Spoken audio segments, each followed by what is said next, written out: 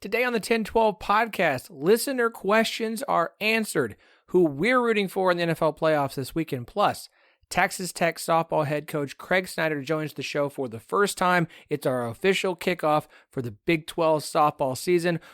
If you want to know about the tumbleweed contest and where it came from, we've got the answer for you today. This podcast is part of the Sports Social Podcast Network.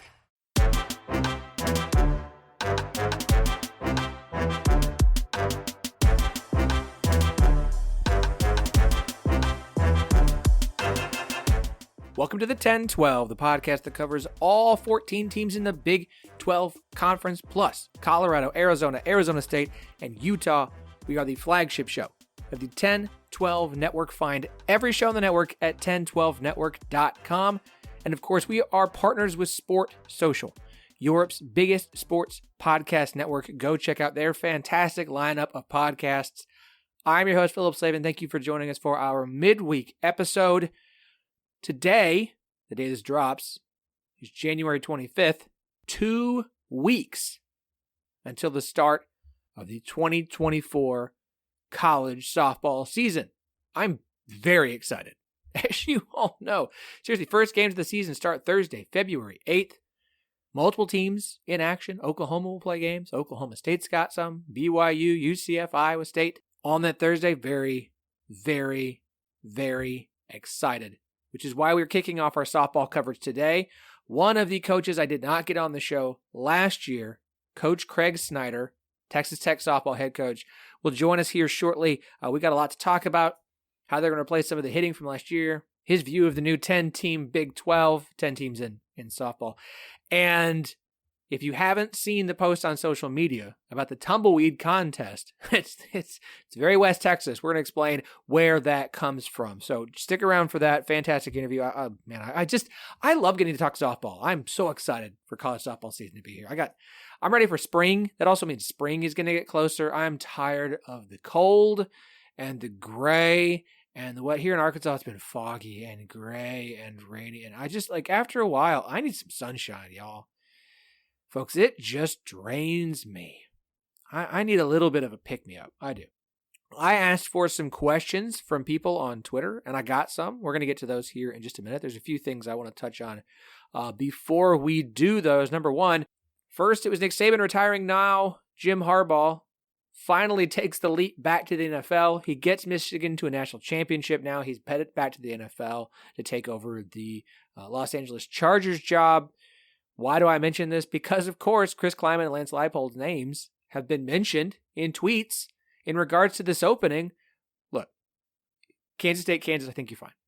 Sharon Moore is going to get this job. Current offensive coordinator, the guy that filled in as interim head coach during Jim Harbaugh's 2-3 game suspensions during the regular season. I think he's getting this job.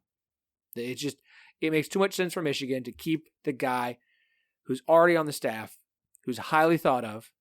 I think you're fine. I think you're safe.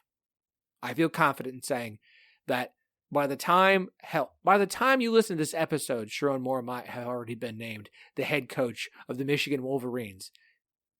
Which honestly, would be a good thing also, because then we don't have to deal with, okay, well, now Michigan's stolen another head coach. Now another school has to find a new head coach, and then another, and then the cycle continues. I'm done with the head coaching cycle.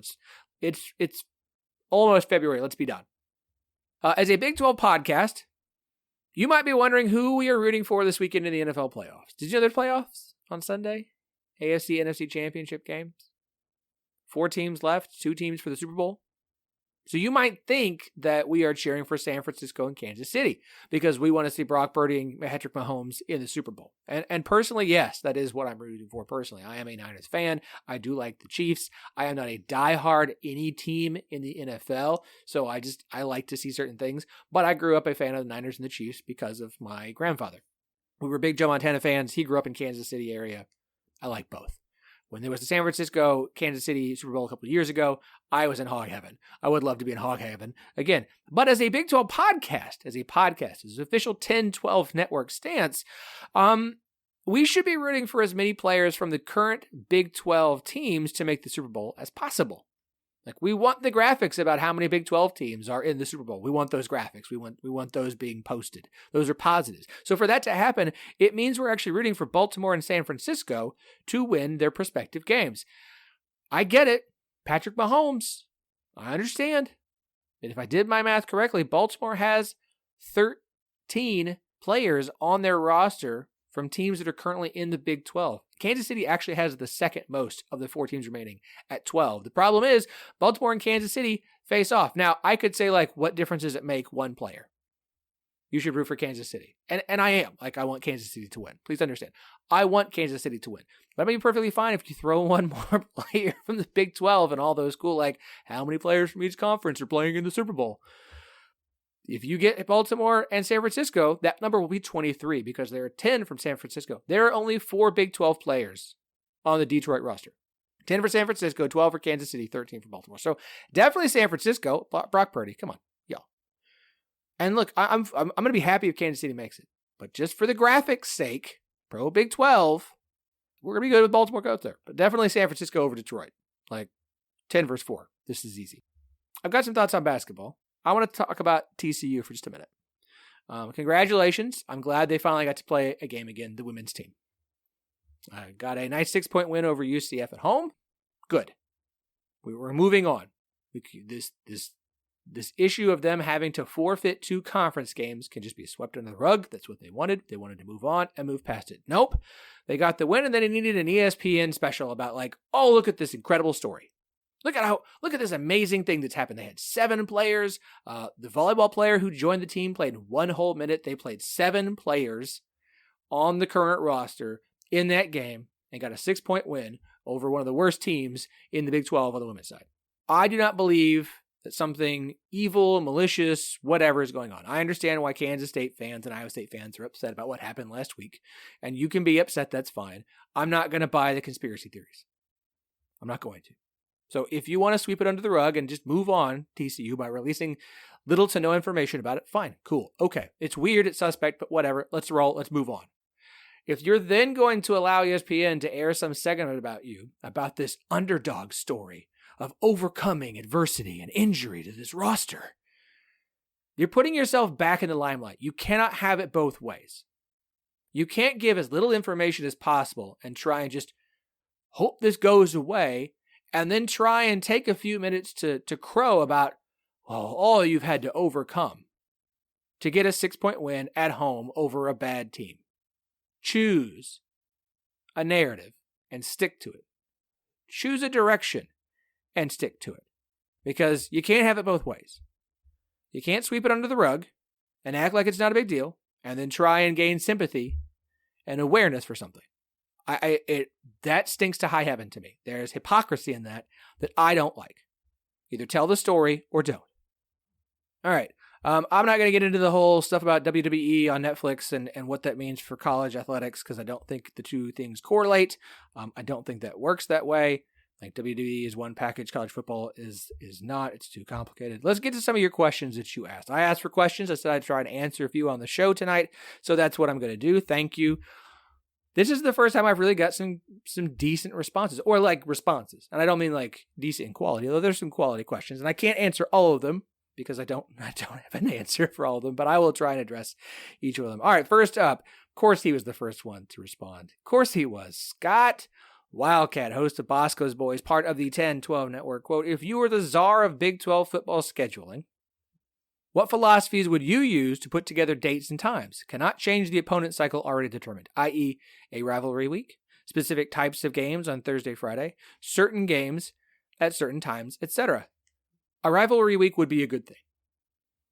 I think putting all of the rivalry games that we have on one weekend would be a smart thing. You get Sunflower Showdown. You get whatever Arizona State is called. You get the holy war between Utah and BYU. You get the revivalry. I'm still calling it the revivalry. You can call it the blue bonnet, whatever you want. I don't care. And I would put that later in the year, around the time that the SEC typically does SoCon Saturday. That's the weekend they're going to take off. That's the weekend you should put as your rivalry weekend. I understand most of the time we like to play those as the last week of the regular season, but I think it plays better from an excitement level if we're playing those games then. And then I would look at other opportunities for games on the schedule that you could consider quote-unquote rivalry games between teams that you could call a rivalry and put them there. If West Virginia and Cincinnati are playing that season, then that game should go that weekend. If Texas Tech and Oklahoma State are playing that season, then that game should go that weekend. I would then look at games that you have not decided are rivalries, but which fan bases could get behind a quote-unquote rivalry. I don't want to hear West Virginia fans about Cincinnati. Just cram it. I don't need for this. I don't need that. And fill that weekend up with as many games that at least Big 12 fans can get behind together. I don't have a lot of thoughts from beyond that. Like, I like an idea of a rivalry weekend, but that's about it. I care more about matchups than I do like when things fall on the calendar. All right. Senior Cincinnatus, I think that's how it's pronounced, is Cincinnati's upcoming home game against UCF a must-win for the Bearcats. Thank you for sending me this one because it leads into the conversation about Big 12 men's basketball. Because yes, it is for Cincinnati. It's absolutely a must-win. Why is it a must-win? I know that I have been pushing the 12 from the Big 12. And I'm still going to hold out hope that 12 Big 12 teams can make the tournament. But I also don't think it's realistic. On Wednesday, Joe Lunardi put out his most recent bracketology. We can quibble about how accurate it is, whatever. He had 10 Big 12 teams in. 10. Texas and Kansas State were the last 4 byes. TCU was among the last 4 in. Cincinnati was among the first 4 out. I think if you're going to get 11 teams in, the number 11 has to be Cincinnati. Now look, they're sitting at number 37 in the net as of the time of this recording. Cincinnati is 33rd in KenPom at time of this recording. For 11 teams, Cincinnati has got to protect home court. You have to win those games. You have to win home games. You need to beat UCF, Oklahoma State, and West Virginia. Like, the thing for everybody at this point is this. Don't lose to OSU. Don't lose to West Virginia if you can avoid it. Especially not at home. You got to protect home court. You have to protect home court. So do I think Cincinnati versus UCF is a must-win for Cincinnati? Is it truly a must-win? You have plenty of opportunities for more wins on the calendar. Absolutely plenty of games still to play.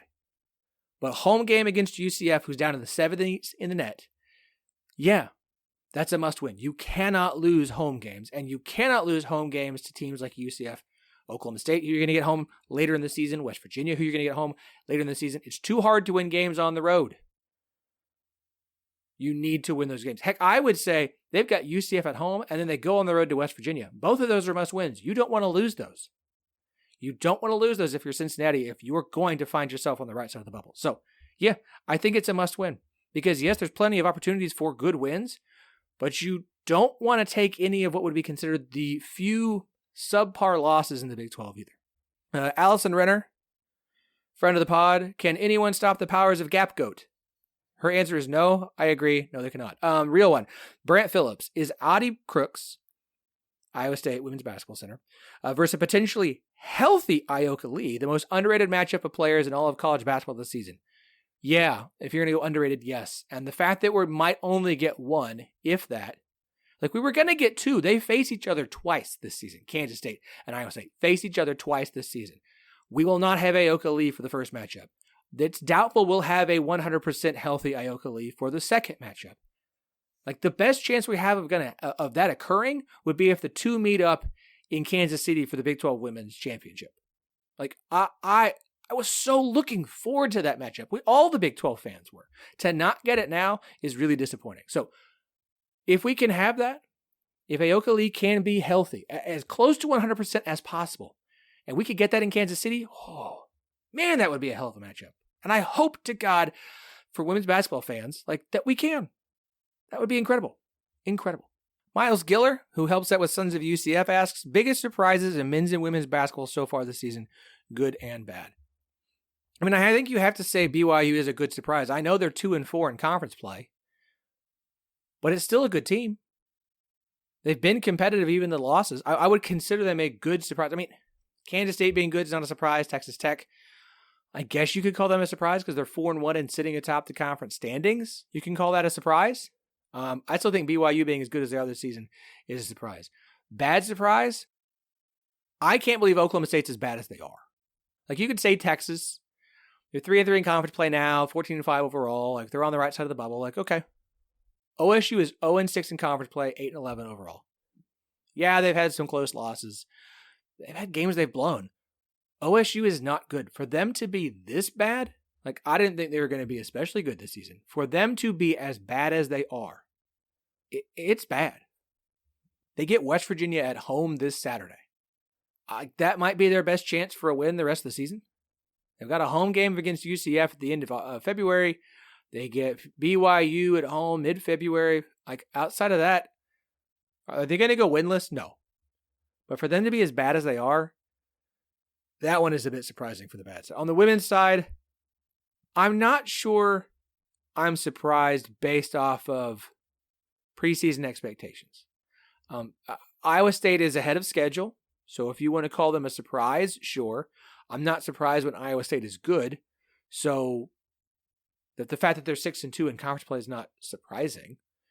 Kansas State being this good, okay, maybe a little bit. Maybe I didn't expect them to be 8-0. I mean, it was surprising to see them beat Baylor earlier in the week without Ayoka Lee, which was absolutely incredible. But from a positive standpoint, I'm not sure anyone surprises me in the Big 12. From a negative, from a down, from how bad they are, Kansas being 10-9, 3-5 in conference play, there were much higher expectations for them this season. We've talked about that with Andy. I think Kansas being as down as they are this season is surprising with everything that they had coming back. Kamiar Maharabian asks, at the end of the basketball season, what are the Big 12 standings for the men? Who the hell knows? How do you come to me and ask me that question? Like, have we not done this enough times to know that, like, good luck? I'm not going to predict actual standings. I'm not that dumb. I'm not going to do it. This from Tanner Wilson. From men's basketball especially, who's the Big 12's strongest NBA prospect?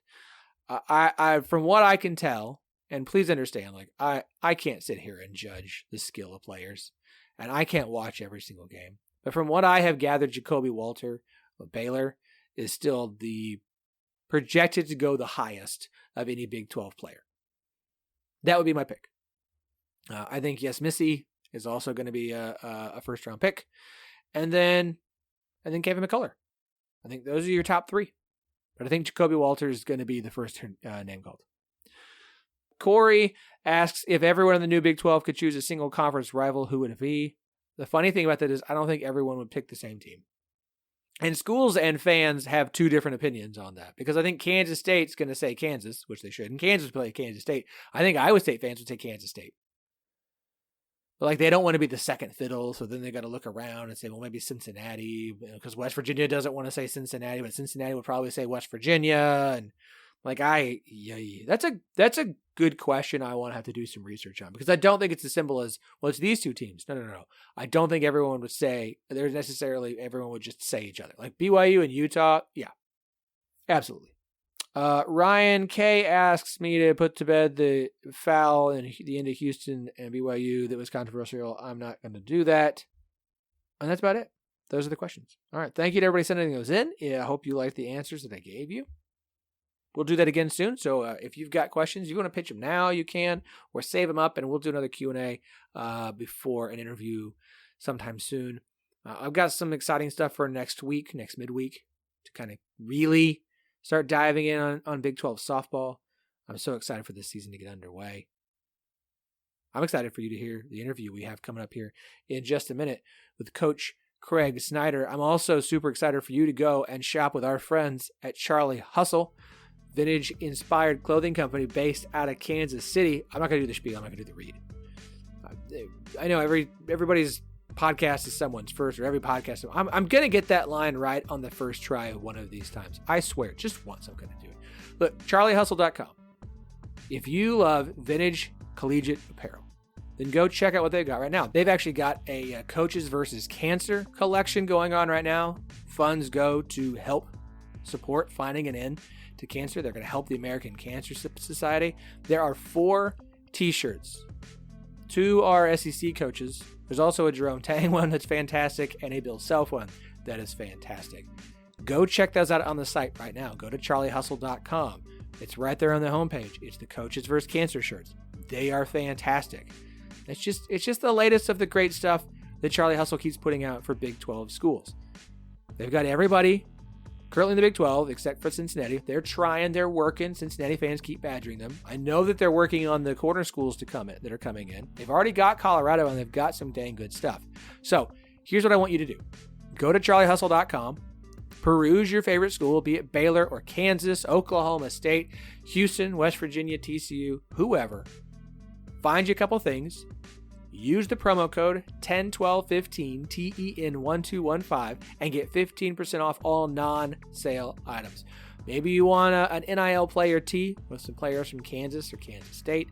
Maybe you want some really cool varsity jackets from multiple schools. Maybe you're a Big 12 wrestling fan. Maybe you're an Oklahoma State wrestling fan because they've got a t-shirt just for you. They put out a collection of basketball hoodies for just about every Big 12 school. They're pretty stinking cool. So go to charliehustle.com, use that promo code 101215, save 15% off all non-sale items. Go check it out today. Support Charlie Hustle. They support us. We love them. Charlie Hustle, vintage made fresh. All right, Craig Snider, fantastic interview. Let's talk about Texas Tech softball. Let's find out why they have a tumbleweed contest. Let's get to it. Softball season is almost here. For players, I'm sure they are itching to finally get on the field and play some games and not just continue to practice. We got a few more weeks to go, but for the 10-12 podcast, it's time to start talking about softball, previewing softball. I'm very excited today. On our list of coaches we didn't get last year, we got most of the Big 12 coaches, both at the time, current and future. One of them we didn't get was Texas Tech head coach, Coach Snider. And I am thrilled that we're going to kick off this season by welcoming him to the show. Coach Snider, welcome. Well, thank you so much for having me on. I'm excited to be here and excited to talk some softball with you guys. And sorry you missed me last year. I must have been hiding or something. There's no telling how we crossed paths. We didn't cross paths. So excited that we can connect on this today. Well, year one, you got a lot to figure out, a lot to learn, a lot to kind of deal with. It's understandable. You're a busy guy. You got a lot going on. Yeah, first time head coach, that's for sure. That was probably chapter 56 on things that maybe I would have done differently as a head coach first year. I'll start with this then. Like, what do you feel like from as a first-time head coach after your first season? What are some of the biggest things you feel like you've learned as a head coach after 1 year? Yeah, I mean, there was a ton. I think I think I could write a book on it. But at the same time, what I didn't realize, because again, I've been on one side of the ball for 23 years. I was a hitting coach, right? And so it was offense, this and that, but now it's all of a sudden, no, it's the management of everything. Now you touch everything. You touch the defense, pitching, boosters, everything that is involved in your program, you're a part of. And, you don't realize at the time constraints that goes with that. And, there's days you look up and your day's filled with meetings and things to take care of the program that really has a lot to do with the program and growing the program, but doesn't have a lot to do with the tactical side of softball. Right. And that's always been my life, has been the tactical side. And so the management of that was definitely a change for me, and, something I enjoy. I've really enjoyed that piece, but there are days that I think, man, I would just love to be back in the cages all day and hanging out with the hitters, but that's not the case anymore. Coaching is the fun part. The rest of it's just, the things that they pay you for, right? And but then those are the things that mean the most sometimes too. So you got to really pay attention to those details. And I think as college athletics change, more and more keeps getting added to the role for head coach, as far as, that CEO role we talk about with football all the time. Of now you've got NIL and you've got transfer portal and you've got different philosophies on roster management, because it's not just about getting these kids out of high school to come to your team. Like, it is interesting being a first time head coach. It's kind of like, to me, like growing up in the smartphone era. Like, you don't remember the time beforehand. You have been coaching during the time beforehand, obviously, but like as a head coach in this area, do you feel like you were better suited to handle some of the challenges that coaches are dealing with now, having kind of come up in that time period, as opposed to having done it one way for so long and having to deal with all this change? Yeah, I think yes and no. I think it's ever evolving, and I talk about this a lot with other coaches, whenever I speak and stuff, like, the generation of kids are always different, right? Like how how you were raised was different than how your parents were raised, and how your parents were raised were different than how their parents were raised. Like we continue to evolve, and I think in coaching that's kind of the same way. The rules are ever changing, right? The landscape of the NCAA and NIL, it's ever changing. So we have to learn to adapt, and you're kind of drawing your own maps as you move on, right? Like, we want to be able to kind of fall back on things that we know and do that. And a lot of things you can, but then there's so many other things. It's like, well, okay, and this is uncharted water for us. And I definitely feel that way since COVID. I think we've all, as an industry and all coaching professions have had to operate differently, look at things differently, manage rosters differently, manage kids differently. It's changing for sure. And what we're talking about right now will probably change by the time next year happens. There's just more rules going to be put in place or less rules put in place. And so you just continue to evolve with that. But I think that's what makes a great coach or a head coach is like you are adaptable and you can evolve with the times and continue to maneuver through the challenges, of the newness. Yeah, they say the only constant is change, so I think that continues to apply each and every year. You mentioned hitting coach. Let's talk about this team. You come from an offensive background, and this team was a lot of fun to watch last year because of how much offense there was. Ton of runs, ton of home runs, a lot of excitement. Three of your biggest hitters, I think, from last season are gone. Peyton Blythe, Mackenzie Herzog, Ellie Bailey are all gone. That's a lot of production to replace. That's 108 RBI and 32 home runs. Where do you see on this roster those runs, those hits, those home runs coming from? Yeah, those three were just integral parts, right? And it was so cool to see Ellie Bailey do what she did as her senior year, to hit 16 home runs. And, I think the prior year she had two. And so she really got to grow up in the system as grading. Obviously, Mackenzie Herzog, had the honor to coach, her for many years. And to see her be a part of our program, it was incredible and a big loss for us. And then Peyton Blythe, Peyton came in and just adapted to what we're doing and had a phenomenal year for us. And that's a lot of production. It is, and I think as we talked about evolving, it's funny, last year going into the season, we didn't know what the identity would be, right? We didn't know that it was this a doubles team, was a home run team, was this a base running team? We got to play small ball, we got to manufacture, how do we do this? And it kind of evolved into a team that, it was going to be a high slug team, right? It was going to be losing the ball over the fence. It was going to be doubles. It was, that was what it kind of became. And so I go into this year, and I don't know if it's about replacing it. It's about, okay, how do we score those runs again, right?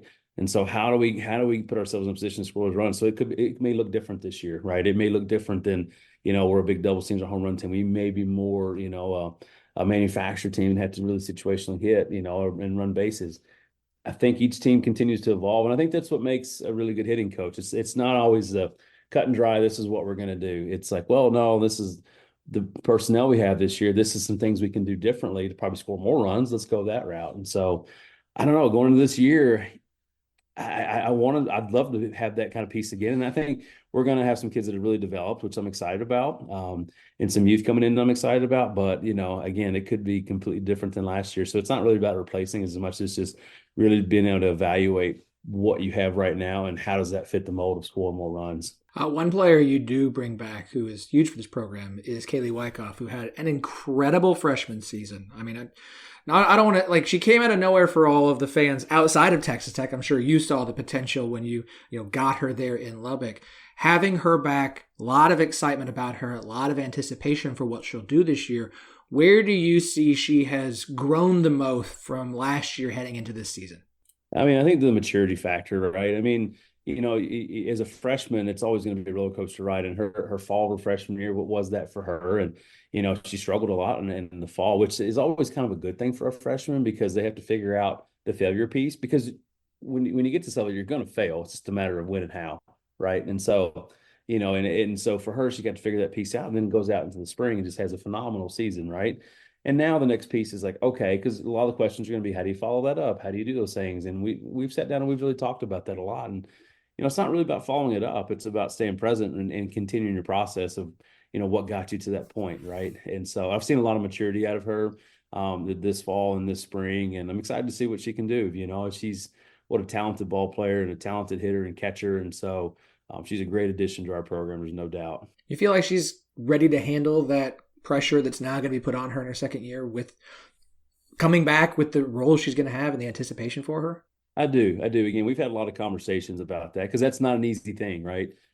Success leaves clues, but, success can also be a detriment too, if you don't handle that right. And so exactly what I've told her before, it's that, what you did last year is exactly last year, right? It's about right now. It's about because people are going to try to pitch you different, right? Your name's now circled on that scouting report. They're going to try to get you out. So they're going to pitch you tougher. They're going to pitch around you more. There's going to be a lot of different ways to do it. And so you don't have to reinvent yourself. You just need to be ready to go in that battle. And again, just continue to stay present and adaptable as we move through this. Let's talk about the mound. Obviously, last year, you used a lot of arms. I think it was one of the Oklahoma games. I think you threw like 6 different pitchers into one game. Just like it was a pitcher every inning. Just it was a fun strategy to watch to see how that played out. I mean, 7 different pitchers threw in double-digit games. You had 8 pitchers in total for the season. Gone is Kendall Fritz. Gone is Erna Garland. Gone is McKinney Herzog. And then Morgan Hornback is also gone, but she's now on staff this season. So do you plan to use that high number of arms again this season? And if so, who's going to step up and fill the innings that are lost for the players who are gone? Yeah, for sure. I mean, there's a big gap to fill, especially losing those arms for us last year. But I think, we look at the landscape of softball right now. I think gone are the days where you jog out one pitcher and just run through an offense, right? And there's still a few out there that can do that. There's still some elite arms that can do that. But, I think we even look at, some of the teams that have made it to the World Series where it takes a staff. It takes a staff that does different things. And what I'm really excited about this year is that we've really bought into that philosophy. We've trained that philosophy, and we've really seen these pitchers develop. So I really look forward to seeing our arms out this year. Maddie Keel has been great all fall, all spring. Our transfer Maddie Wright, coming from Charlotte, another great addition to our staff. Look at Liv Raines, who's done a great job for us, and Sage Hoover, and Rancy Willis. There's some arms right there, and then we've got a few freshmen that are going to step up as well. So. Excited to see what that brings. Again, all different looks, all different, opportunities there. And I think the name of the game now is how do we get outs, right? That's it, right? So just on the offensive piece, we have to adapt to try to score runs. On the defensive side, it's we're buying outs. So we have 21 outs. How do we get 21 outs? And if we put everybody in this hat right now, how can we mix and match this piece to get those outs that we need to keep these scores low so we can win more ball games? And that's what we're really working hard on this year. So, I wouldn't be surprised if you see a lot of different looks again this year, because that's what we're trying to see. What we're seeing a trend, offensively that you've got to change the looks up, right? You have to change it. And so we're going to continue looking in that direction this year. Yeah, we talked about change off the top. And I mean, if you had one stud, you're set. You're going to have a good season. You're probably going to beat Oklahoma City if you've got one of the tops. Now, even Oklahoma's got 2-3 arms, 2-3 players that you would start on any team for a whole season, and they've got multiple of them. And so, just having one great player is good. That's an important thing. You want that one reliable pitcher, but you need at least one, if not 2 more, to feel comfortable about making it through a season. No doubt. And again, those horses, they're a dime a dozen now, and they're out there and they can do some things. And not to say that, other pitchers can't make it a 7-inning game, because there's always going to be those games where you just, hey, you're feeling it, you're doing great, things are going your way. You roll with that, but, you start to really look at how offensive change, you got to change looks, right? And it's no different than what we've seen in Major League Baseball ever since the beginning of time, right? You got your opener, you got your middle or long relief, and then short relief, setup, and closer. There's going to be different looks that continue to try to get hitters out. And so I think the technology has shown us that, and the game is starting to evolve to that, because hitting coaches are better, right? Offenses are better. So you got to really change the looks up and really try to keep them on their toes as much as possible. I am a schedule junkie. I care way too much about paying attention to RPI and who you played and who's on the schedule and matchups. It's going to be different this year in the Big 12. Usually you had about 6 weeks of non-conference you had to fill. Now with a 10-team conference, everybody's playing everybody. We got a full round robin, which is awesome. We can talk about that in a minute. So fewer non-conference games to have to worry about. I'm curious your scheduling philosophy. Last year, I don't think you guys had a single midweek game once conference play started. I think you've got one, maybe two this season.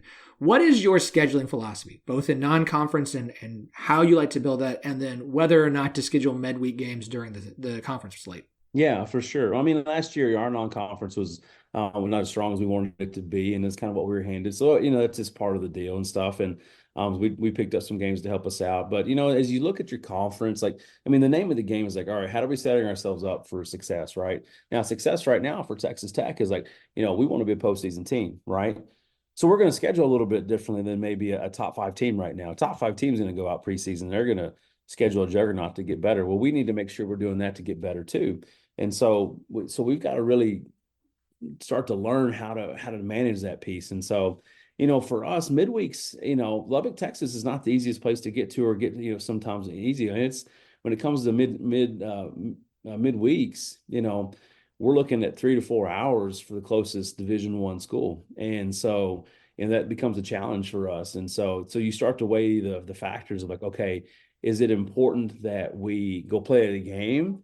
Or is it important that we, get rest, to get ready for these things? So if we do a good job, preseason, then it's a lot easier, right? It's a lot easier, and we don't have to do as many, midweek tournaments. And so that's our midweek games. So that's what we're trying to accomplish with that, and then now too, the Big 12's changing, right? So this year we brought in some great softball schools, BYU, UCF, and Houston. So we bring them into the thing now, and now all of a sudden that's better. That's better competition. That already helps us straight away RPI wise, right? That helps us a lot. So that's a good thing. And then next year, obviously, then we started adding some more perennial powerhouses with Utah. Just in the World Series. Arizona, who's a perennial powerhouse in the World Series, and Arizona State, who's not far off from making a World Series run. So it gets stronger and gets better, and so. Sometimes that's when you have to kind of look at those and go, okay, what does the program need at this moment, right? What do we need to have that's going to help us set ourselves up for postseason right now? And so I think it's, again, everything kind of changes. It's ever evolving. Your schedule's going to change. And so once we get that 25 schedule, it'll be interesting to see what our preseason looks like next year too, because we don't have that schedule yet. But when we do get it, I'm anxious to see what we can and can't do and what that's going to look like. I am excited about this year with the 3 new programs, and then I'm even more excited about next year with 3 additional. Even though you're losing Oklahoma and Texas, adding Utah, Arizona State are 3 fantastic programs to add to this conference. Looking at this season, again, full round robin, everyone's playing everybody. I know from a coach's mindset, let's be honest. Coach's mindset is we want to go out and play everybody and beat everybody. We're not going to, the mindset is not we're not going to beat them.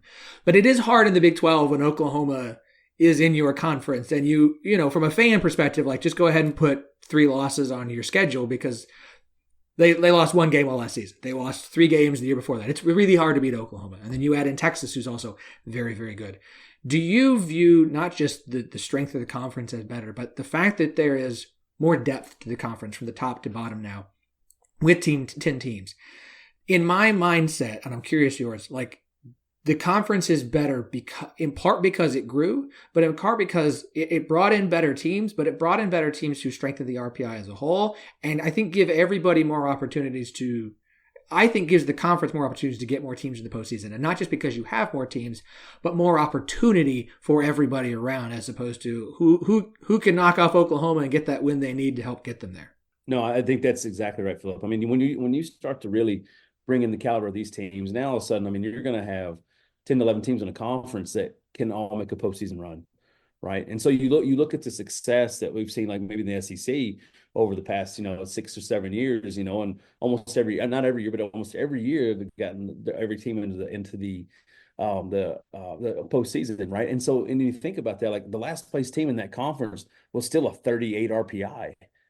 Right? Because they get that opportunity to play these teams over and over again. And you know what? And there's always that off Sunday that you take down to the number 1 team, right? And so, because it's not about who the better team is, it's about who plays the game better. And so, and sometimes you catch that rabbit's foot, right? And you catch them on the right time and you take down an Oklahoma, you take down a Texas, but you only get a chance to do that if you play, right? And you get a better chance to do that if you play it 3 times. And so I get excited about that. And I think you're dead on. I think this is only going to elevate our conference. It's only going to make us better because it gives us more opportunities to win big games. And that's what I'm excited to see for sure. I'm going to ask this, and you don't have to answer, but like BYU, Houston, UCF all joined the conference, all have had periods of success. Which one are you most excited to face this year? Oh, that's a tough one. Well, it's going to be a challenge on all ends, right? So we open up at BYU in Provo, Utah in March. So I don't know if that's going to, it may be snowing then. I'm not sure, but it seems like it's going to be cold. I don't know. And because that presents something pretty cool for our kids too to go to Provo, Utah, and from what I've seen, beautiful area, absolutely beautiful, right? And so then UCF comes to us next year, so they or comes this year, they come to Lubbock, Texas, and so Orlando and Lubbock, Texas are completely different opposite sides of the spectrum, so that'll be fun for them. And then Houston, obviously that's a great one as well because now a lot of our ball players are from the Houston area, they're from that south part of Texas, so all of them bring their different challenges, and I'm equally excited on all fronts for all three of them. So it's hard to answer that question really, but obviously different challenges and different dynamics for sure, and excited to kind of do that and get after that this year. Yeah, I'm thrilled for this round robin.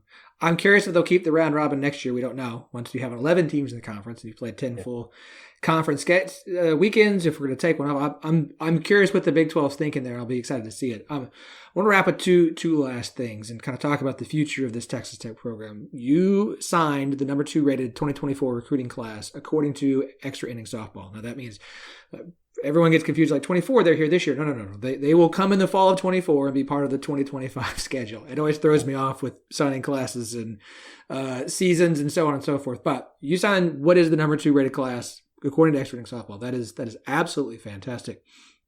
Again, it'll be another year before we see him actually on the roster. What are you selling in Texas Tech? What is it about Texas Tech that is attracting this level of talent to Lubbock and to this program? Yeah, well, I think we've said from the beginning, like, so I think we were very honest with ourselves. Like you look around the country and you look at programs that bring on these visits and it's the fancy things and all the stuff and the sales pitch and thing. And I think what separates us is that's not us. Here's who we are, right? We are West Texas. We are a blue collar community. We are a farming community. We're a ranching community. We are a Red Raider Nation. Our fans love it. And so, I tell them, I'm like, listen, like, you don't understand how special it is until you get here. And when you get here and you see it and you feel it, it's different. And so we always talk about that for a little bit. And it kind of goes into our core values of what we talk about with our players. I always kind of laugh, but it's, every team says, "Oh, we're a family." "Oh, we're a family." "Oh, we're a family." And I tell our players all the time. I tell our staff and in the recruiting, it's like, we're not going to hear us talk about it. We're going to live it every day, right? We're going to live family because literally nobody sits around the dinner table and looks around and goes, "We're just a family."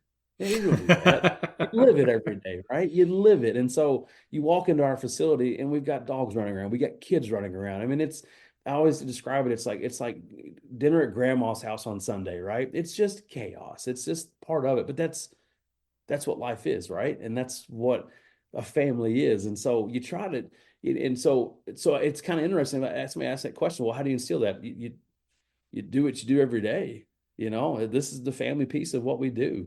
And so, even last year we had the dog run on the field in the middle of the game. It was. That happens is this funny. And so I don't know. I mean, so I think what recruits are seeing is when they come out here, they fall in love with that piece and then I think they get excited about what we're building, right? From a facility standpoint and just a softball standpoint, like this is a place you can win and do a great job. And oh, by the way, you get to do it in a great conference. And so, I don't know. And now that the Big 12 has such a big thumbprint from East Coast to West Coast, it just expands what we can do because you get to play at home, you get to see it, you're on TV. And so I think Commissioner Yormark has done a phenomenal job of that as well. But, this is a place for great ball players to come, and I think they're starting to realize that. That class that we signed is very special. I'm excited for them when they get here on here next fall. And so I think it's going to be a competitive class that, is really going to set the mark for Texas Tech softball and where we're headed. All right, I got to end on this. Explain to me the tumbleweed contest. So yeah, I've been getting this question a lot. So it's so funny. As anything sometimes starts. Like last year, I mean, we're all new to West Texas, right? And I always tell people, like, if you're not from Texas, like you think it's cowboys and tumbleweeds and ranches and like that. That's what you think if you're not from the state, right? And honestly, 95% of that state is not that, right? It's not that. You go to these metroplexes and stuff. That's not it. Well, we are that. That's what Lubbock is. We are that, right? And so tumbleweeds are a thing in the spring. I mean, they take off, and I mean, I was as shocked as anybody. So last year, to have some fun, we were really kind of in that segment of like, hey, let's be all in for the program, right? So on a Friday, I said, hey, ladies, all weekend, I want you to find the biggest tumbleweed you can find and bring it to the field. We'll have an award for as the biggest tumbleweed, right? So we bring it in. And Katie Wyckoff won it the first year. So it brings this just massive, huge tumbleweed in, right? And we talked about, one, being all into the program. We also talked about the lifespan of a tumbleweed, right? What it's about. Because I did the research on it, and I was like, let me just find out what this is about. Well, it's actually, it's not native to the Americas. It came from Russia in the 1850s. And so they had shipped over some flaxseed over to South Dakota. Well, somehow some Russian thistle got mixed up in that flaxseed. Well, that's what a tumbleweed is a Russian thistle.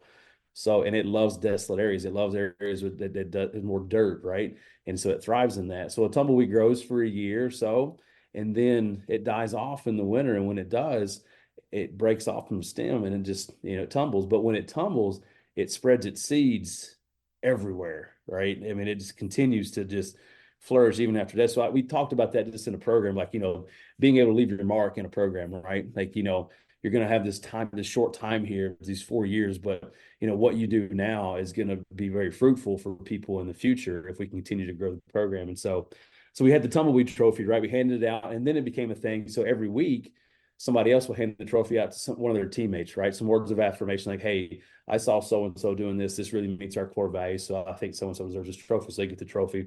And then they have to practice being interviewed. So we bring a camera out and, say, so-and-so, tell us about winning the tumbleweed trophy. And they have to talk about, then they're being interviewed. So we're practicing that piece too. And, learning how to interview, in front of the camera. So there's a lot of cool things that it checks the box for. But then it became this thing. So this year was our second annual tumbleweed contest, and it seems to even gather even more notoriety now. So it'll continue to be a thing. And I think we're actually releasing too some funny spoof videos are coming up. We're going to do a kind of a Between the Ferns type spoof, but it's going to be between the tumbleweeds. So it should be pretty good, and it should be a good laugh for everybody.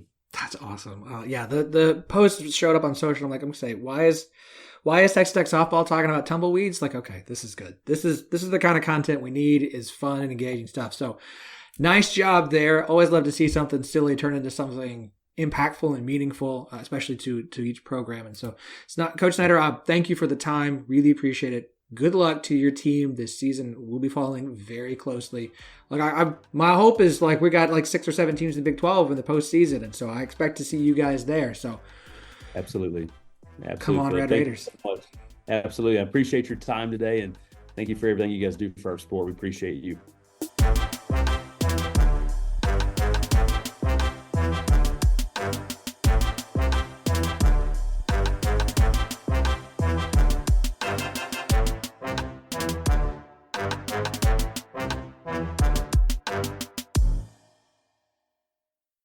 Sports Social Podcast Network.